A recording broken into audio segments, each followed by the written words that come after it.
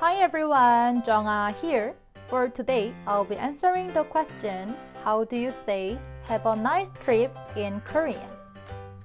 You can express this phrase in a number of ways. You can say it as 여행 잘 다녀오세요. The word 여행 means travel. The word 잘 means well or good. The word 다녀오세요 means go and come back. This can be literally translated as go and come back safely from your trip. You can also say 좋은 여행 되세요. This means have a nice trip. If you want to say have a fun trip, you can say 즐거운 여행 되세요. These are all wonderful phrases you can say to someone before they take a trip somewhere. Where would you like to travel to? Let us know in the comments below.